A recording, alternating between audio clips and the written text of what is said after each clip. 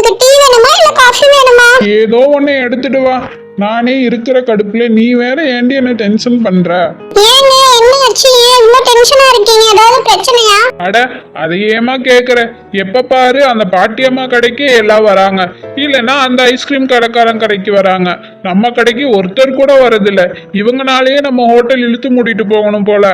சரி விடுங்க, கூடிய சீக்கிரத்துல எல்லாமே சரியாயிடும். நம்ம கடைக்கு ஆளுங்க சாப்பிடறதுக்காக வருவாங்க. நீங்க பாருமா, இன்னைக்கு நான் கொஞ்சம் சீக்கிரமா ஹோட்டல் போக வேண்டிய வேலை இருக்கு. நீ பத்திரமா இரு.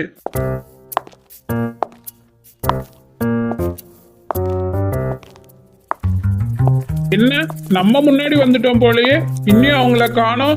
சரி, அவங்க எப்ப வந்தா நமக்கு என்ன, நம்ம உள்ள போவோம். அட, ஹோட்டல்கார தம்பி முன்னாடி வந்துட்டார் போலயே. பரவாயில்லை, இன்னும் ஐஸ்கார தம்பி வரவே இல்லையே. சரி வரட்டும், பாத்துக்கலாம். ஓ, இந்த கிளவி முன்னாடியே வந்துருச்சா? அட, இவனும் நிக்கிறானா? இவன் என்ன இன்னைக்கு சீக்கிரமா வந்துட்டானே?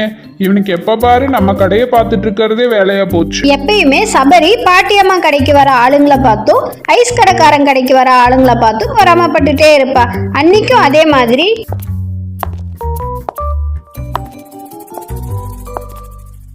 அண்ணா, நான் 10 ரூபா வச்சிருக்கேன், எனக்கு வெண்ணிலா ஐஸ் வேணும்.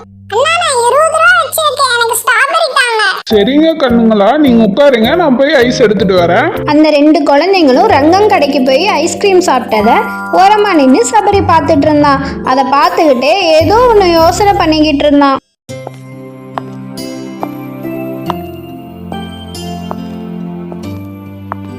பாட்டிமா, எப்படி இருக்கீங்க? நல்லா இருக்கீங்களா? இதுதான் என்னோட மனைவி.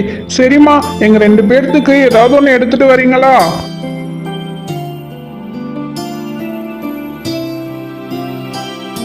உங்க கையில அப்படி என்னதாமே இருக்குன்னு தெரியல. நான் எப்ப சாப்பிட வந்தாலும் அந்த ருசி மட்டும் குறையறது இல்லம்மா. அது ஒண்ணு இல்லப்பா, செய்யும் போது அன்போட செஞ்சா நான் மட்டும் இல்ல, யாரு சமைச்சாலும் அது ருசியா தான் இருக்கும். நீங்க சொன்னா சரியாதாமா இருக்கும். சரிங்கம்மா, இந்த ஐஸ் வண்டி எங்கம்மா? என் குழந்தைங்க வேற ஐஸ் கேட்டாங்க. ஏன் அவங்க இன்னைக்கு வரலையா? தெரியலப்பா என்னாச்சுன்னு. அந்த தம்பி 2 நாளாவே கடை போடவே இல்ல, என்னாச்சுன்னு தெரியல.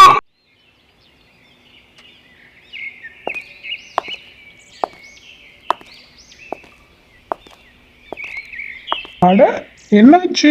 நேற்று தானே அம்மா கடை போட்டிருந்தாங்க, இன்னைக்கு கடையே இல்லையே.